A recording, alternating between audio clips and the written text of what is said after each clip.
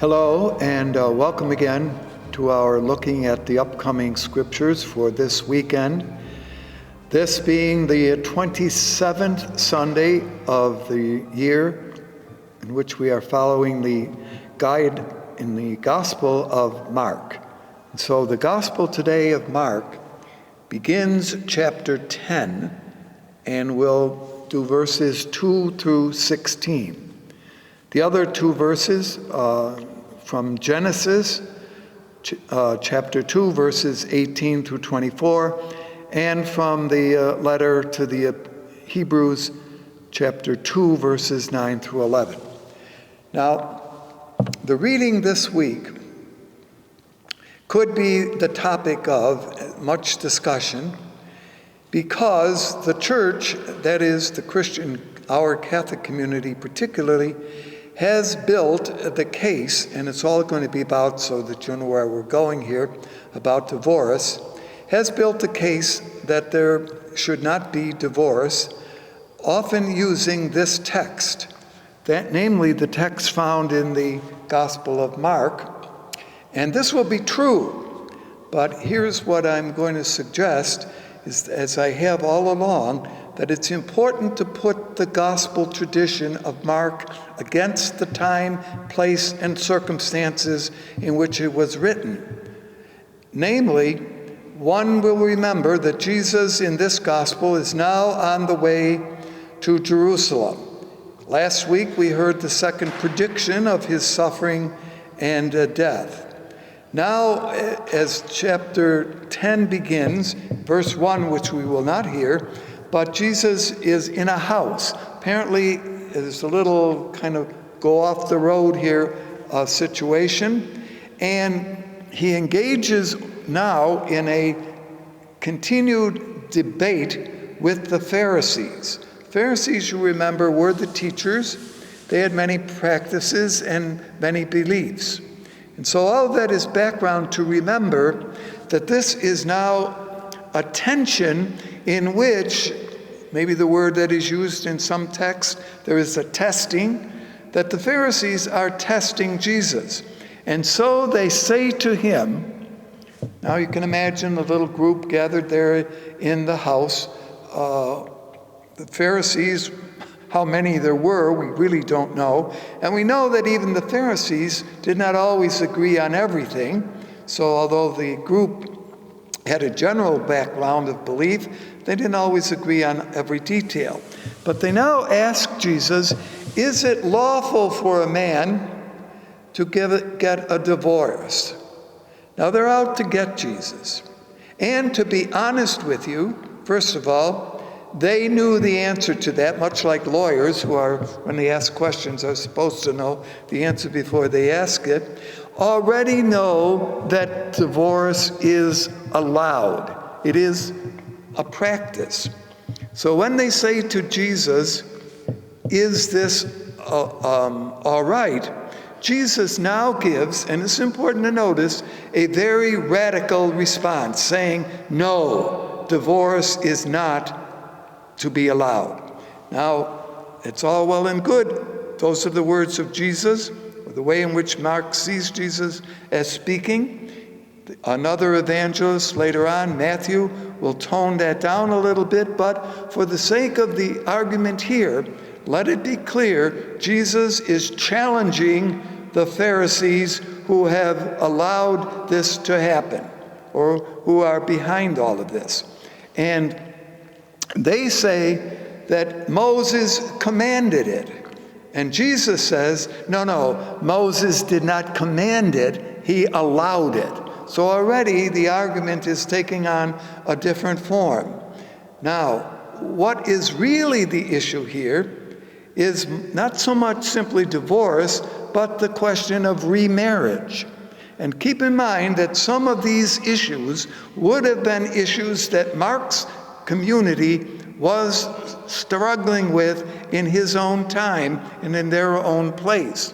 So it was certainly understood that a man, and this is what's going to be important to notice here, that all of these rules and practices are set up and run in the first century world on what we would call a patriarchal basis. They are rules that have been made essentially by families who are headed by men.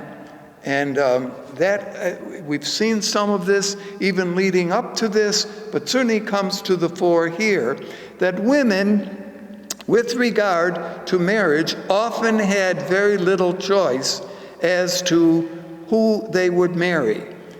I think we've pointed this out in the past, but it's important to notice here that many marriages, perhaps we might say most marriages, were arranged by the bride's father and the groom, or the groom's father with him. And this was a legal arrangement which was established between the groom and the bride's father. And once they were engaged, often, as you know, the woman had little choice in this. The arrangement was made by her papa, by her dad. Now, you could smile and say, well, didn't he discuss this with her and that? Not necessarily so, because these marriages were for social, economic, and I almost said political reasons, but certainly all issues that involved the family. So the girl, the woman, sometimes never met her intended spouse until after this deal was done. This was the espousal stage.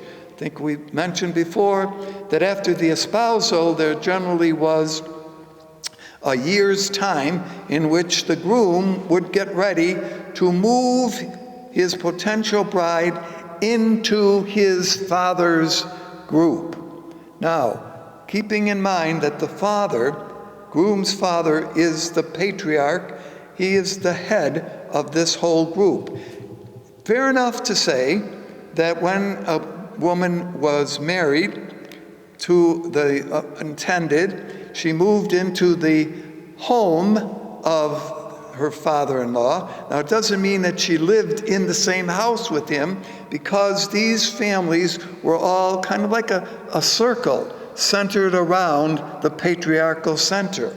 So when a woman who had very little choice here in terms of who she was going to marry, as I say, was often done by the parents of the bride, and they would sign a contract, and that was the way in which the arrangement was made. And during the year between the espousal and the actual marriage ceremony, it did give time for the groom, as I mentioned, to get things ready, and it was expected, certainly, that the bride, the bride-to-be, the girl at this point, would have no relationships with anyone else, that she was now the intended. And then on the day of the wedding, the ceremony, the bride's whole entourage would be moved into the home of the groom, so into her father-in-law's domain. So this is kind of the whole understanding. I know we've mentioned this before, but it's important to see this is very different than the worlds that we are accustomed to and the worlds in which we live in. Now, could a man get a divorce? Well, that was permitted. And Jesus points it out, that it was permitted, it was not a command, as Moses, and he quotes Moses, as we will hear, that a man could divorce his wife because he wanted to remarry. Now, once she got this bill of divorce, literally a certificate which said that she was no longer the wife of this man, and no longer, therefore, in a certain way, belonged to this family. Now, there was always a kind of question of honor here. After all, if a man separates himself from his wife, doesn't that bring a certain dishonor to the family of the bride? Where is she going to go? Sometimes that family didn't want her back. That put a woman who was in a situation of being divorced in a very uncomfortable position. She could not hold a job. She did not have any money. How did she survive? If she were lucky and her parent, generally here her father, would bring her back. Well, that was all right. And the bill of divorce did allow another man to marry her. Now, the argument about remarriage, and I know this gets a little complicated here, is that if the bill of divorce were given to this woman, then he, the guy who gives it, either marries someone else and gets separated from her again, or decides not to marry again, wants to remarry the woman that he divorced. That's where the issue comes in. And the argument was, no, that can't happen. You did this, now that's not possible. Now, that is, therefore, the first husband is not allowed to take her again as his wife, see? And that is found in the book of Deuteronomy in the Old Testament, in chapter 24, verse 4, if you want to check it out. The point here is that divorce is the prerogative of the husband. She has no way of getting a divorce in the culture that we're looking at. Now, Jesus points out, they said, well, is this permitted? And Jesus says, no. Because of the hardness of heart, Moses permitted this or allowed this, Jesus says. And what is hardness of heart? Well, hardness of heart is a technical term used often in the Old Testament, not too often in the New Testament. There are one or two instances where that phrase is used. It means closing off one's mind and emotions from the truth. So hardness of the heart says, I will not look at things the way they really are. And that's what Jesus accuses the Pharisees of supporting, that kind of position. So what is a woman to do? Well, as I mentioned, she really had very few choices. And in the patriarchal society, remarriage, and that's where I mentioned, if a man were to remarry even the wife that he had divorced, was considered adultery. So you see, we know what adultery means. It means having relationships with someone who is already married.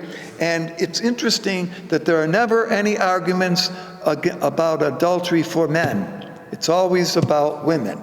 So important to notice the prevailing attitude here of this patriarchal position in this particular question. And there was, we mentioned this, also a school of thought, that two schools of thought as to what were the grounds for which a man might be applying for a written decree of divorce. There was one position supported by the school of Shammai, who said that it really only could be given if indeed it could be proved that the woman had indeed broken the vow of marriage by having relationships with another man, which really meant that another man had relationships with her. Again, it's not her choices, but it's the male choices. And that was divorce bill could only be given for that reason.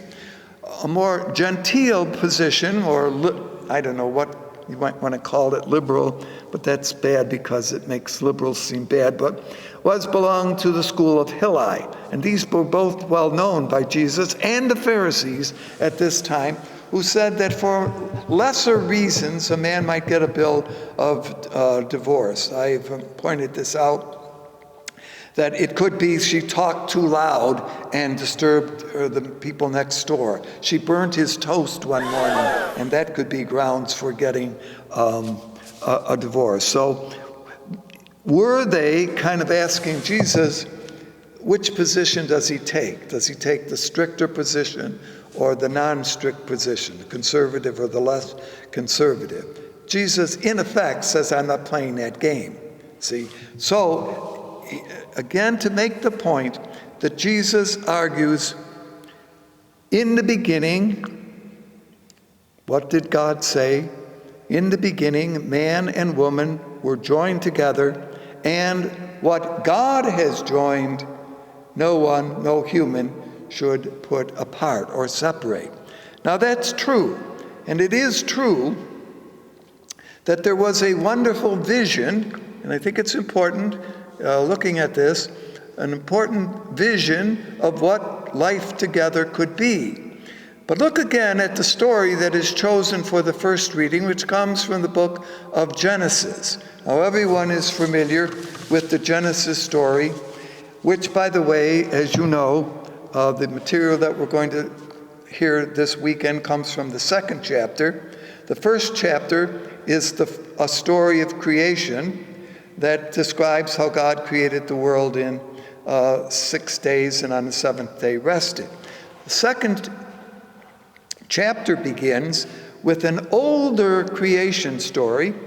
We generally believe that it is a story attributed to the first writer of the Old Testament material, sometimes known as the Yahwist writer, because they use the term Yahweh when speaking about God, and describes the fact that in the beginning, God created first and foremost, I shouldn't say foremost, but first, a man out of the dirt and dust of the earth. It's a very picturesque description that God kind of takes, dust, kind of clay, and forms a man and breathes into that figure. It's kind of like, almost like little kids, make clay figures, but breathes into this figure life, creates a man, Adam. Now, the word Adam is the Hebrew word for dirt or dust. So out of the dust of the earth, dirt of the earth, ground of the earth, God creates a human being. This is a wonderful creation on the part of God. Now, this is the first time that God notices that something is not good. And what is it that is not good? That man be alone. That God needs a helpmaker, a partner. And so the story, and we will hear this little section, I always think it's a very delightful little section, in which God, realizing that man is lonely, empty, without some kind of partner, that loneliness is very difficult, and that community is so important, and that the basic community here, as it emerges, is the community between a man and woman. Well, what now happens is God creates a number of different animals and birds and things like that, and presents it to the man. So, however, God sits him down and says, now look, here, let me make for you a suitable partner. And you can kind of smile and say, what was the first one? I often think, maybe it was a very large animal with a huge trunk coming down. You could climb up on its back and ride it. And you can kind of picture man saying, well, Lord, it's kind of big. And would you like to wake up in the morning with that trunk coming down at you? And God saying to the man, well, what shall we name it? Well, elephant. See, and now you get a whole, what I kind of look at in that simple little statement is a sort of zoo parade in which God moves before men, the man, all kinds of possibilities. Like, what do you think about this one? I like the color, but the teeth and the noise, would you like that in the morning? And the bad breath that comes down on you? Well, no. Well, what shall we call it? Lion. See, and so you get this kind of, as I say, series of animals, and this is the little point of the storyteller here is how the animals get their name, that God creates and man gives names to things. Well, as it turns out, and I often point out, probably like those of us who sometimes have a very bad day, everything seems to go wrong, nothing really seems to go the way we would like. Someone says, well, maybe if you go to bed and get up in the morning, it'll look different. And there's a good wisdom there. And that's what God does to the man. Says, all right, go to sleep. Now, as the man is sleeping, God is pictured as reaching into the center of the man and drawing out, well, what is it? Something that is part of man. So notice the human family starts as a unity and draws out from the man. And now you can kind of picture, depending on who's interpreting this particular story, what God does, but maybe in God's thinking says, I didn't do too bad the first time with this human being. What if I created even one a little bit better? And you can imagine who's interpreting that story. And so then reshapes and kind of pushes here, pulls here. And when the man, human being, and that's important to notice that the word is ish, man, human, wakes up, he notices the new creation that God has brought before him and says, Isha, woman, from man has come. And truly, this is one who could be partner with me.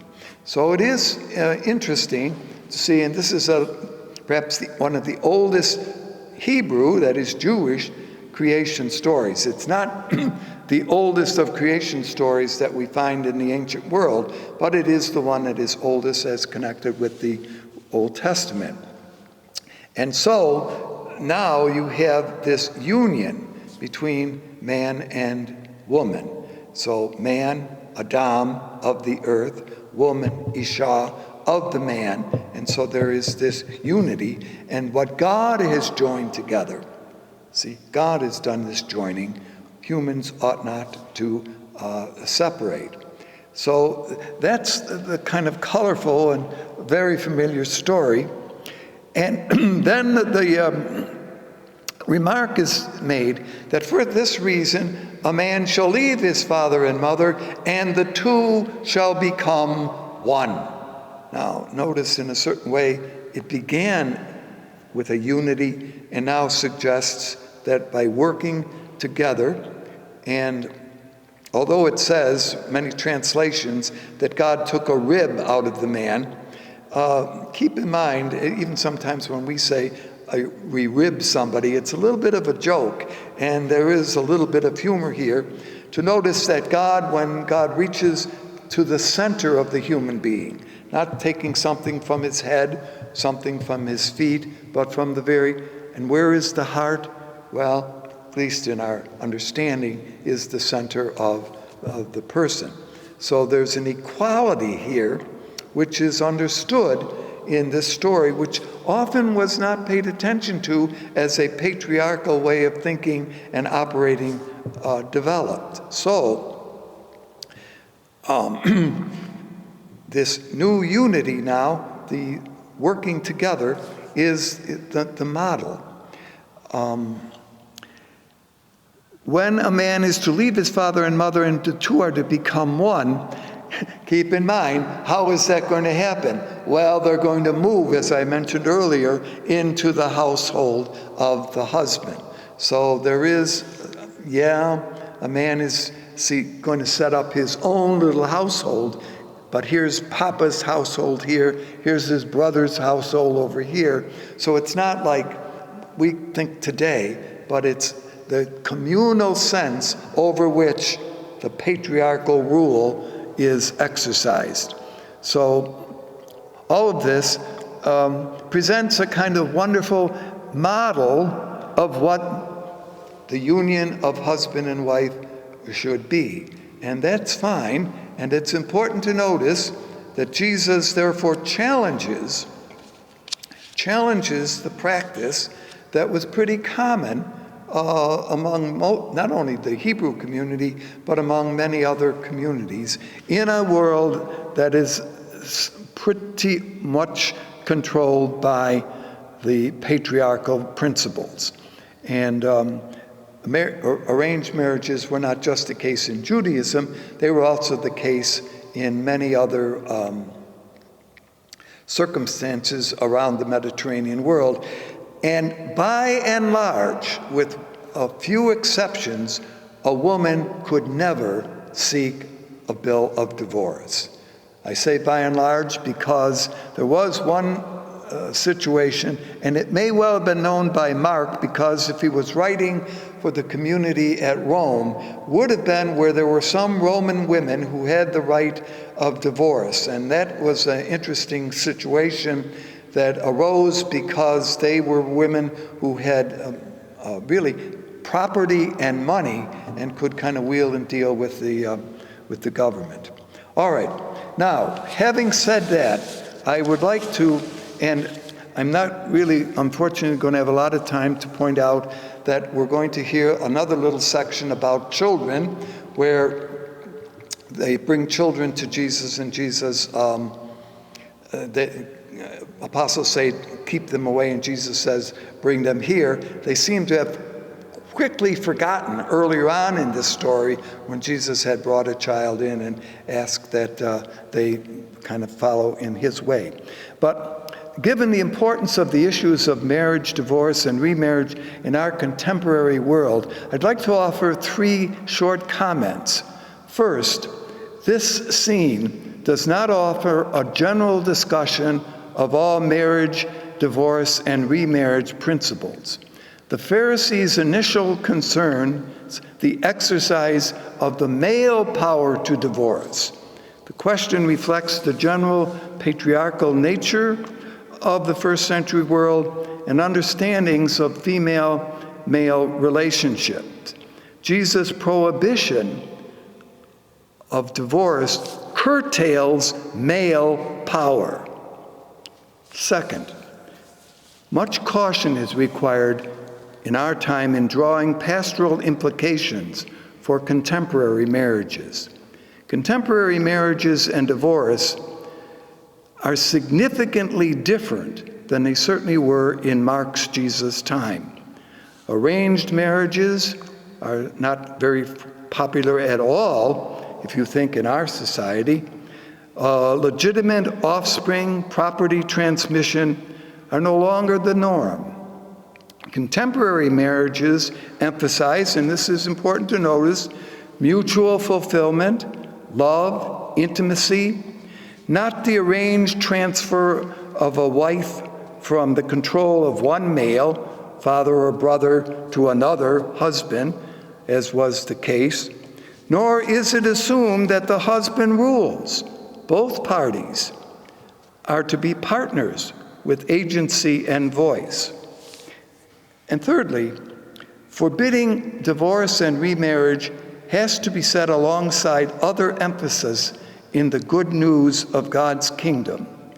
Jesus' activity throughout has been transformation, creating for people an opportunity for a new life and different future. It is inconsistent to lock people into contemporary marriages, into relationships that are marked by death and pain, sometimes violence from a spouse, without the possibility of new life and future. Such a position does not advocate for easy divorce, whatever that might be, but for taking marriage commitments lightly. But it does recognize that while God's empire and reign has broken in among us in part, it is not done so in full. In the meantime, human nature remains its puzzling mixture of noble and the dreadful, the loving and the hateful, the faithful and the faithless, the generous and the destructive. Hard-heartedness continues in various forms, including domestic violence by women and men, abuse, manipulation, inability to cope with difference, uncontrolled tempers, incompatibilities, entitlements, distractions, addictions, and so forth. And so we're having to say that although one can quote literally Jesus' teaching here, no divorce, as in one sense we heard last time, cut off a limb, well, maybe, see, contemporary world, contemporary understanding, contemporary societies are not the same as the first century world. There may be some who would like to act patriarchal, but that is not really the way in which we look at things. So I raise all of this. Also, in conclusion, just very quickly, if you think about it, life expectancy in the ancient world really was very short. And so many marriages in those days lived 20 years or so. One or the other of the partner was dead. So just another example of differences that need to be brought to bear on this very important topic. So as we hear this reading this week, yes, it is true that Jesus says no divorce. But then again, think of it, nobody can get a divorce, not just men, but also nor women. So maybe there's an argument here that Jesus is making for equality. Sorry to be so a little longer here on a topic that is very important in our Catholic tradition today. Thank you for being with us. Hope to see you again.